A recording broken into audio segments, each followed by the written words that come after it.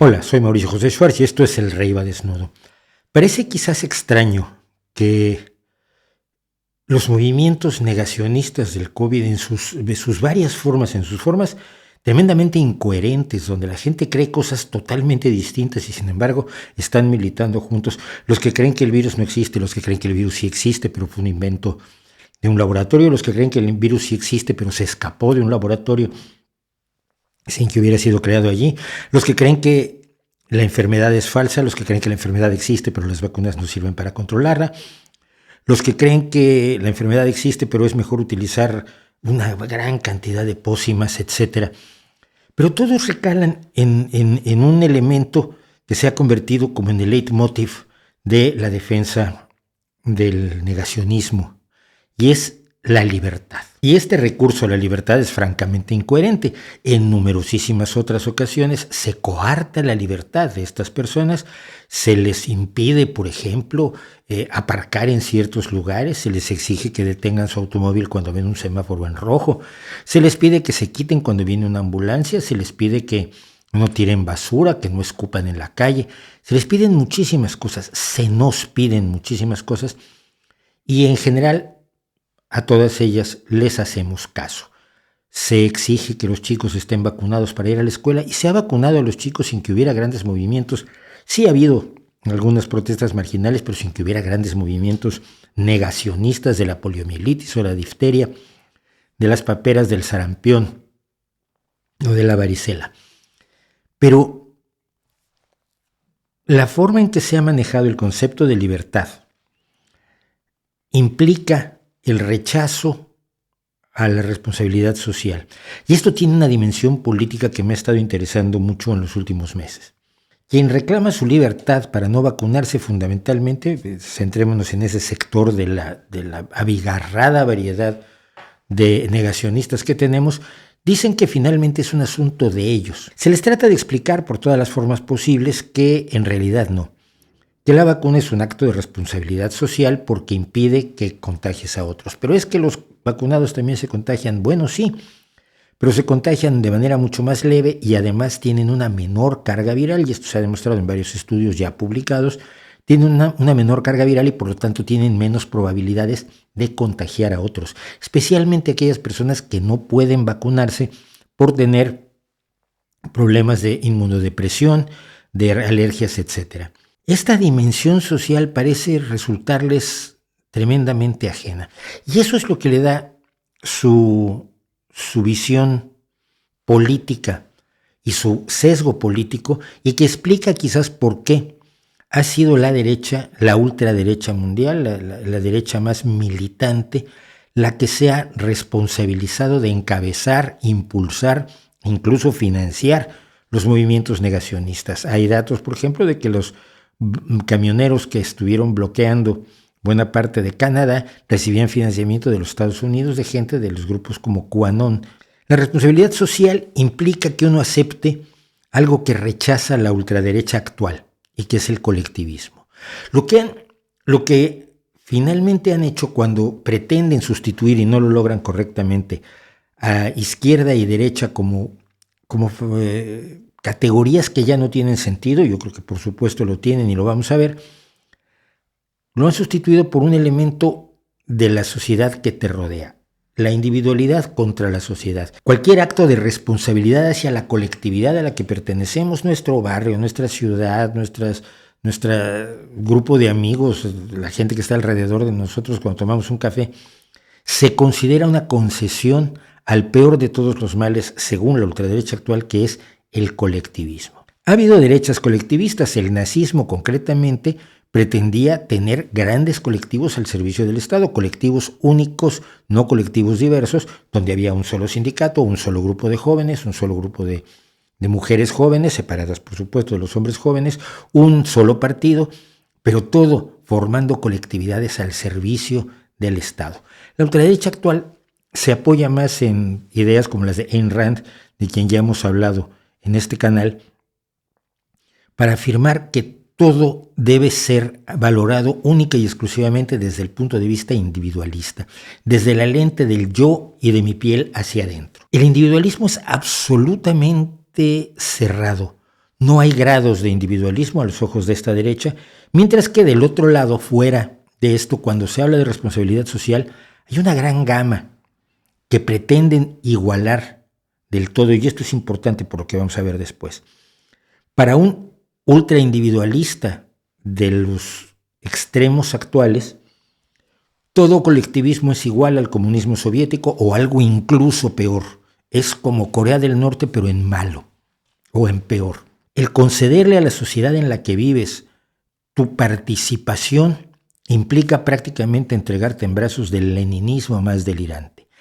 Todo colectivismo les resulta enormemente reprobable. Para la gente en general normal, la vida en sociedad es un elemento fundamental de su existencia. Vive gracias a su sociedad, otras personas cultivan por él o ella compran lo que cultivan otros, alguien pavimenta las calles, se paga con los impuestos de todos, pero probablemente mis impuestos se usan en una calle por la que yo nunca voy a pasar, pero nunca parto de la base de que se me ha quitado mi dinero para beneficiar a aquellos que tienen esa calle, sino que finalmente todo se equilibra. Hay iluminación, hay policía, hay bomberos, hay una serie de elementos que hacen mejor y más vivible la vida en sociedad. Hay visiones más o menos intensas de la responsabilidad que tiene cada individuo ante la colectividad y de la fuerza que debe tener la colectividad. En el extremo más autoritario está aquello en lo cual todo es propiedad de la sociedad, que al final resulta que no era de la sociedad, sino del Estado, donde el Estado puede decidir absolutamente todo sobre la vida de todos y cada uno de los individuos. Y esto puede pasar a izquierda o derecha, pero es una forma de autoritarismo en la cual el individuo queda borrado. La mayoría de la gente normal te dirá que no es una situación, una organización social, política y económica en la que le gustaría vivir, aquella en la cual la colectividad anula por completo al individuo. Pero hay gradaciones que van desde el liberalismo tradicional, por así decirlo, que ya lo analizamos en nuestro video también sobre liberalismos, hasta visiones más socialdemócratas, distintas variedades de socialismo, hasta llegar, por supuesto, a los extremos máximos de Pol Pot o de la filosofía Juche de la dinastía Kim en Corea del Norte. Entre todas esas gradaciones, generalmente elegimos un punto razonable en el cual ser parte de nuestra sociedad. Le damos a nuestra sociedad a cambio que la sociedad a nosotros nos dé protección, nos dé compañía, nos dé oportunidades, nos dé una forma de vida que muchas personas aún no tienen, pero quienes la disfrutan saben que se ha obtenido gracias al esfuerzo colectivo en mayor o menor medida y al financiamiento colectivo en mayor o menor medida. Contra toda esa gradación va el ultraindividualista. Pero esto tiene una dimensión adicional que es, si yo mimé conmigo, con la gente a mi alrededor, me cierro en mi individualidad y solo considero valioso aquello que ocurre de mi piel hacia adentro, ¿no es eso lo mismo que estamos viendo con el surgimiento de los nacionalismos autoritarios que se oponen a lo que llaman cada vez con mayor desdén el globalismo? Es muy curioso que grandes sectores de la derecha promovieron la globalización como una forma de obtener la posibilidad de tener grandes beneficios comerciales sin encontrarse con los obstáculos que en el pasado, sobre todo, tenía el comercio en general: aranceles, prohibiciones, proteccionismo que sigue existiendo en todas las economías, porque no hay economía sin cierto nivel de proteccionismo, pero se promovió la globalización. Y la globalización implicaba la caída de las fronteras, la caída de las barreras. Ellos pensaban que solo iban a caer las barreras comerciales, pero el hecho real es que la globalización ha alcanzado todas las áreas de la experiencia humana. Y esto no es precisamente ni lo que querían, ni lo que se proponían, ni lo que era la idea de la globalización en los años 80, cuando se empezó a manejar. Pero la realidad ha sido que hoy tenemos una red mundial que nos hace cercanos a gente muy lejana, que nos permite jugar o comentar literatura o hablar de cine o simple y sencillamente preguntarnos cómo es la vida allá con gente con la que de otra manera jamás habríamos tenido relación. La aldea global que se ha generado es una aldea en la cual nos encontramos cada vez más ante el hecho de que somos más iguales de lo que creíamos, que los gustos, que los intereses tienen más que ver muchas veces, por ejemplo, con la edad o con la clase social que con el país al que perteneces. La globalización nos permite vernos a nosotros mismos en los otros, y eso es precisamente lo que menos gusta a los nacionalistas. El nacionalismo es el individualismo global. El nacionalismo es la forma de decir yo no soy como tú, yo no tengo responsabilidades con todos ustedes los demás, con los demás países, con las demás naciones que no están delimitados por mis fronteras y aquello que considero mi cultura como si fuera la mejor cultura del mundo y aquello que son mis tradiciones como si fueran las tradiciones más valiosas del mundo y aquello que es mi gente muchas veces delimitada por cuestiones étnicas, aunque eso siempre está por verse y siempre tiene bemoles enormes porque cuando hacemos nuestras pruebas genéticas descubrimos que no somos de donde creíamos que éramos, pero que esa gente, que esa cultura, que eso que considero mío, que esa forma de ser, que ese idioma, que esa visión, que esa historia es la más valiosa del mundo y todos los demás son o despreciables o el enemigo. ¿Qué es lo que vive el individualista cuando se le pide que responda ante un requerimiento de su sociedad como, oye, vacúnate para no hacerle daño a la gente y de paso, hombre, te evitarás tú muy probablemente o más probablemente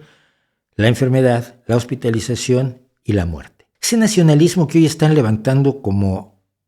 bandera personajes como Víctor Orbán, como Steve Bannon,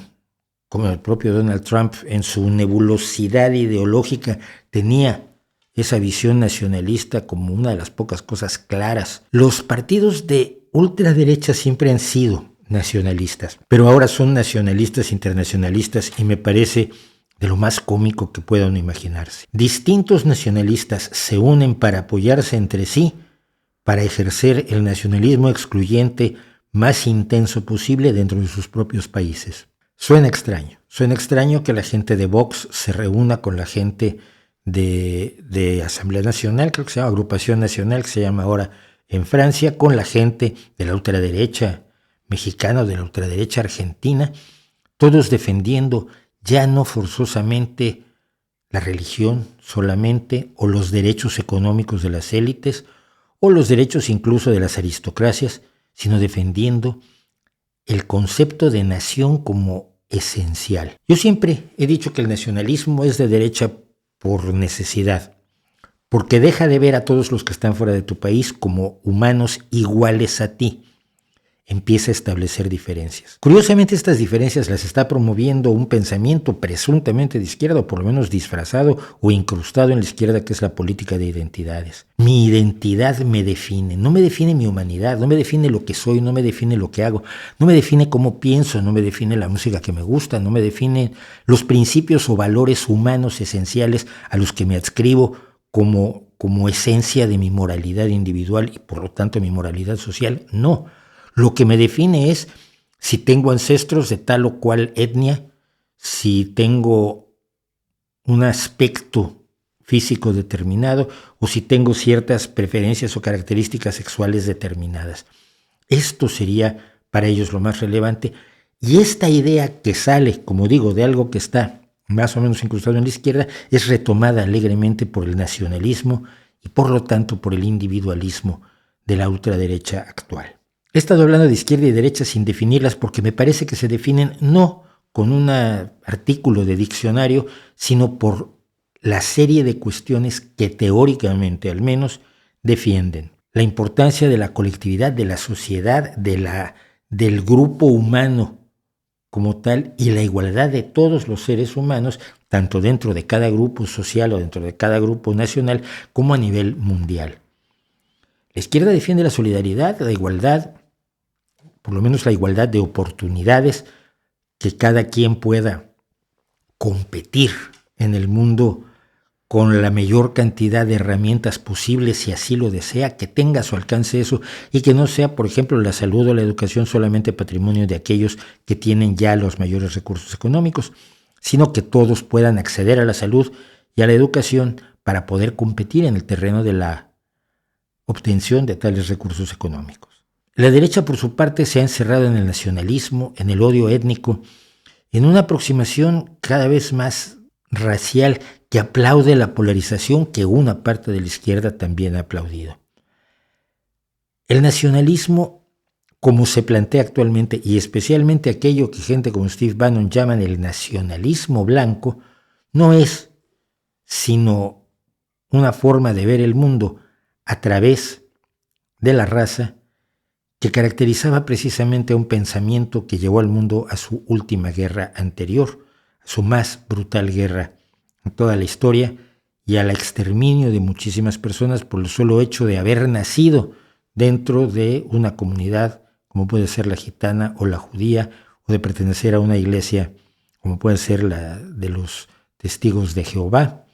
o de tener determinada preferencia sexual. En esta ocasión me voy a permitir hacer una, si no predicción, sí un análisis de lo que puede estar ocurriendo y cómo puede desarrollarse a futuro.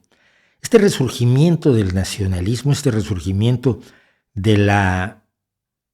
xenofobia que es necesaria y consustancial al nacionalismo. Tú no puedes amar a tu patria si amas igual a la patria del de juntos. Se te exige que ames a tu patria más, que consideres que tus compatriotas son un poco mejores, aunque sea que los que están al otro lado de la frontera que te has inventado. Este nacionalismo que ha resurgido precisamente como reacción al globalismo, como reacción al hecho real de que nos estamos identificando, a la identidad entre personas diferentes que se comunican, como reacción a la red, que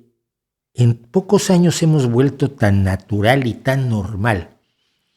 que se nos olvida dimensionar la enorme, profunda significación social que tiene. El que yo pueda hacer, por ejemplo, estos vídeos y tenga muchas personas viéndome en Argentina,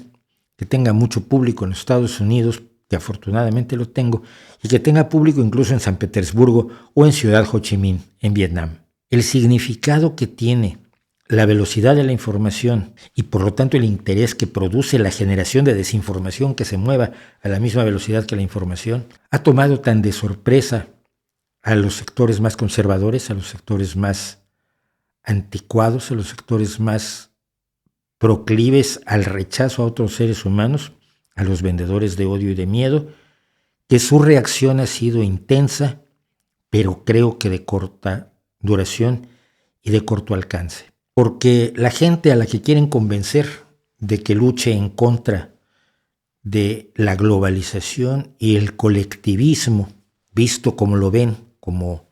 una especie de comunismo aterrador, no puede resultar demasiado seductor para quienes tienen mucho que perder.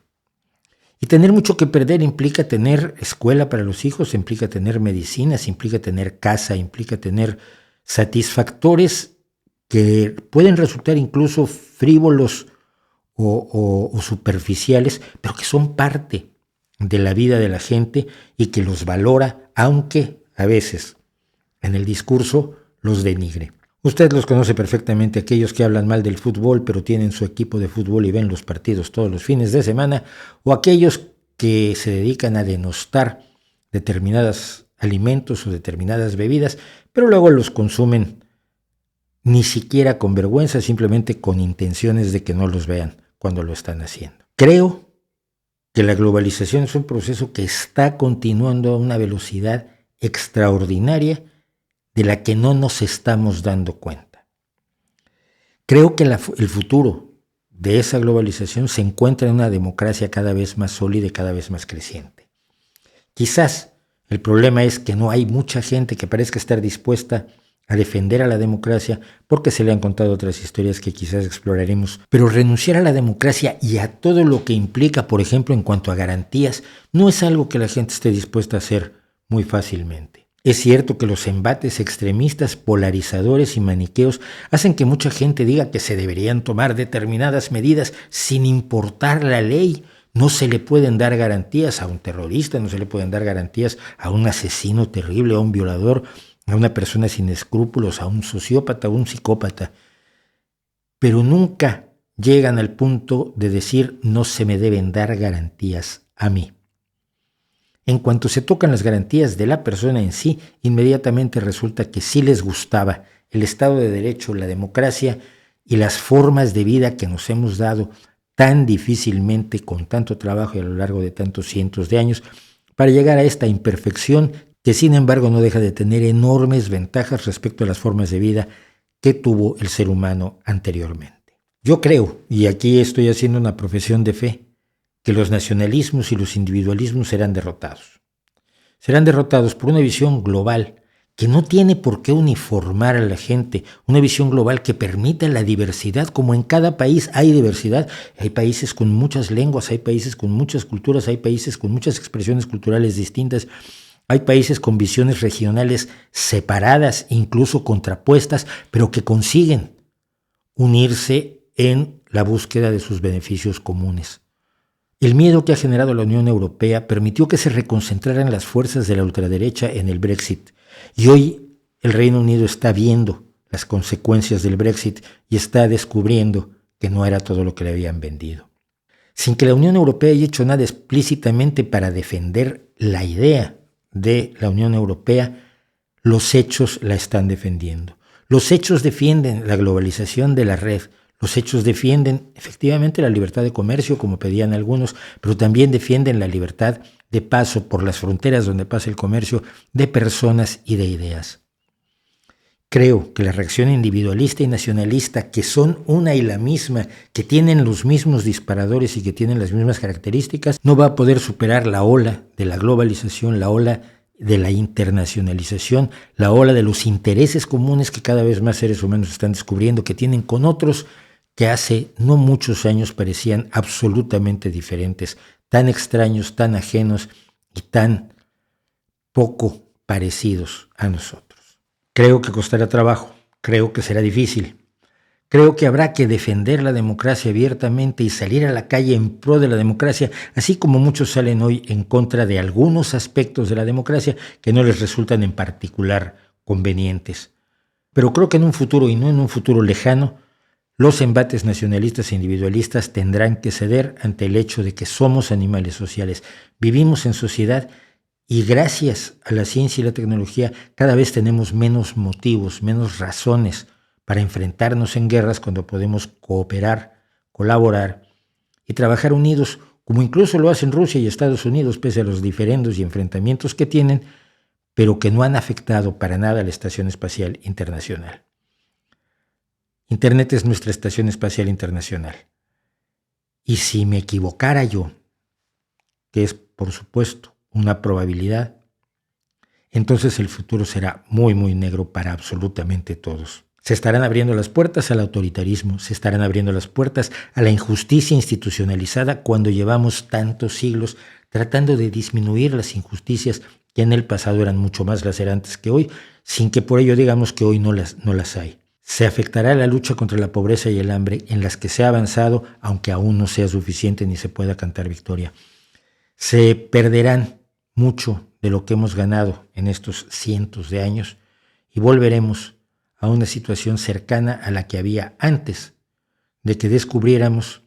que el poder debe ser compartido y no puede estar solamente en manos de unas personas que lo tenían porque decían que habían nacido de la familia correcta. Si me equivoco, lo que nos espera no es precisamente el sueño de los individualistas, no es el paraíso libertariano, sino es finalmente el espacio donde se puede ejercer el poder sin contrapesos, y eso siempre se llama autoritarismo, se llama dictadura y genera sobre todo una enorme cantidad de víctimas. Y quizás nada más por eso valdría la pena que usted, que yo y que todos nos replanteemos lo que es nuestra democracia, lo que es nuestra visión como sociedad en nuestras propias fronteras nacionales y nuestra visión como nación dentro de un mundo en el que, como están las cosas, o sobrevivimos todos juntos o no van a sobrevivir más que los peores de la familia. ¿No cree usted?